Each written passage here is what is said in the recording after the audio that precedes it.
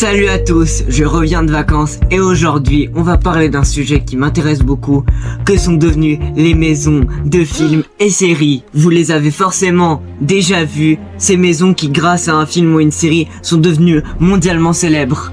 Mais une fois les caméras éteintes, qu'est-ce qu'elles sont devenues? Est-ce qu'elles sont toujours là? Qui les possède aujourd'hui? Et surtout, combien coûtent-elles? Parce que certaines de ces maisons ont été vendues pour des sommes complètement folles. Aujourd'hui, on va découvrir que sont devenues les maisons les plus célèbres du cinéma et des séries. Vous allez voir que certaines valent plusieurs milliers de dollars. Maman, j'ai raté l'avion. On commence avec l'une des plus célèbres maisons du cinéma, la maison de Kevin McAllister, dans Maman, j'ai raté l'avion. Située à Winketta, près de Chicago, cette immense maison est devenue culte grâce au film. Mais contrairement à ce qu'on pourrait imaginer, elle existe toujours. Et surtout, elle a été vendue récemment, en 2024. La maison a été vendue pour 5,5 millions de dollars. Ça fait beaucoup, je trouve. Oui, 5,5 millions de dollars, vous avez bien entendu. Et pourtant, lorsque le film est sorti en 1990, cette maison n'était évidemment pas connue dans le monde entier. Aujourd'hui, elle est devenue une véritable pièce de collection pour tous les fans du film. Imaginez acheter une maison et avoir chaque année des gens qui viennent devant votre portail pour prendre des photos. La deuxième maison qu'on va parler est une série que je porte vraiment dans mon cœur, Breaking Bad. Maintenant, direction Albuquerque, au Nouveau-Mexique, désolé pour la prononciation. Voici la maison de Walter White. La maison de Breaking Bad est devenue extrêmement célèbre grâce à la série. Mais ce qui est encore plus fou, c'est son histoire récente. Après plusieurs changements de prix et une énorme attention médiatique, la maison a finalement été vendue en 2026. Prix final 1,3 million de dollars. Et oui, la maison de Walter White vaut plus d'1 million de dollars. La maison est également connue en France. Inoxtag est notamment passé devant la maison avec GMK lors de leur passage aux États-Unis. Ouais, c'est elle. Ils ont mis des barrières partout, des mecs qui vivent dedans et tout. Ah ouais, mais je trouve ça les sous. Ouais, ça laisse. Ouais, c'est ça où il y a des barrières. Ça n'a pas de ça. Pas donc, C'est fou. ouais.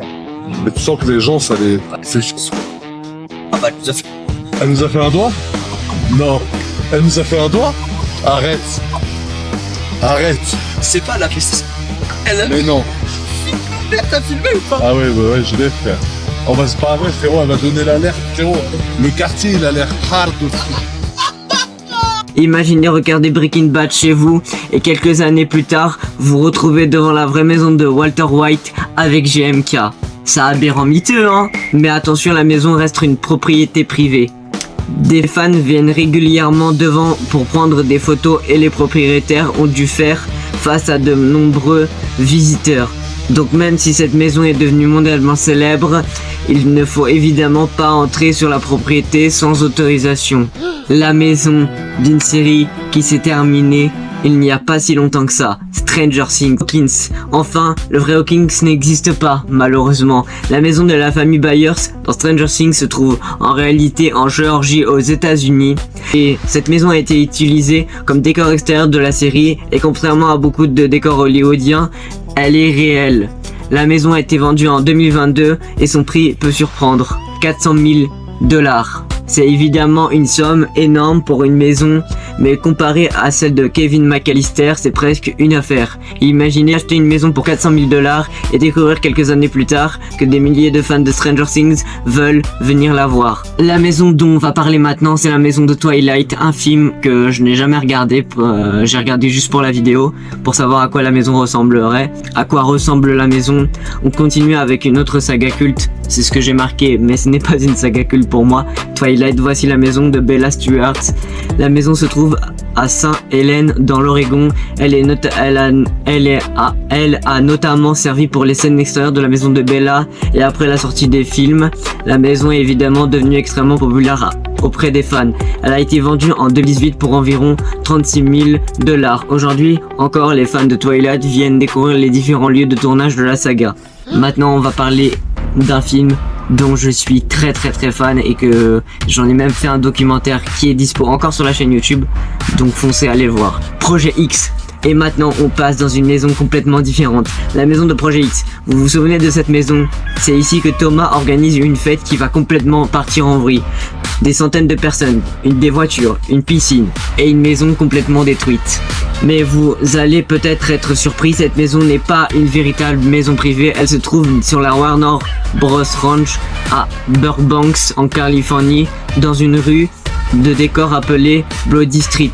Cette maison avait été utilisée dans d'autres productions avant Projet X, elle avait notamment été utilisée et construite pour Smith Soldier, puis utilisée dans la série Dunch Dazer, et après Projet X, elle a continué à servir pour d'autres tournages. Donc contrairement à la maison de Kevin McAllister, elle n'a pas été vendue pour plusieurs millions de dollars. Pourquoi? Parce que ce n'est pas une maison privée classique, c'est un décor de studio. Et le plus incroyable, c'est que la piscine que l'on voit dans Projet X se trouve également sur le ranch. Donc finalement, la maison de Projet X n'a pas disparu après cette soirée complètement folle. Elle a continué sa carrière comme décor de cinéma et franchement, après avoir survécu à une fête comme celle de Projet X, je pense qu'elle méritait sa retraite. La 6e maison fait partie d'un film culte de Steven Spielberg, E.T. l'extraterrestre, et maintenant retour en 1982, E.T. l'extraterrestre. La maison d'Elliot est devenue célèbre grâce au film de Steven Spielberg, mais contrairement aux précédentes maisons, elle est beaucoup plus difficile de trouver une vente récente suffisamment fiable permettant de donner un prix exact. Ce qu'on sait cependant, c'est que la maison existe toujours, elle fait partie des lieux qui ont marqué l'histoire du cinéma. Alors quelle est la plus chère si on compare les prix de vente que nous avons?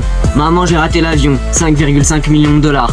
Breaking Bad, 1,8 million de dollars. Stranger Things, 400 000 dollars. Twilight, 36 000 dollars. Et Projet X, impossible de le mettre dans le classement, puisque la maison est un décor de studio et n'a pas été vendue comme une propriété classique. Et ce qui est complètement fou, c'est que toutes ces maisons ou décors sont devenues célèbres grâce au cinéma et aux séries. Certaines étaient de simples maisons privées et d'autres étaient des décors construits pour les tournages.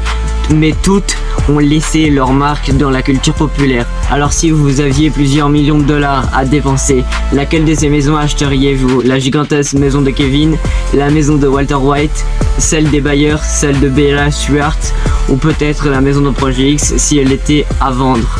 Et surtout, quelle maison de film ou de série voulez-vous voir dans la partie 2 de cette vidéo? Dites-le moi en commentaire, et si vous avez aimé cette vidéo, abonnez-vous parce que dans la prochaine vidéo, on pourrait découvrir ce que sont devenus les lieux de tournage les plus célèbres du cinéma. Mais surtout, ne l'oubliez pas. Un grand pouvoir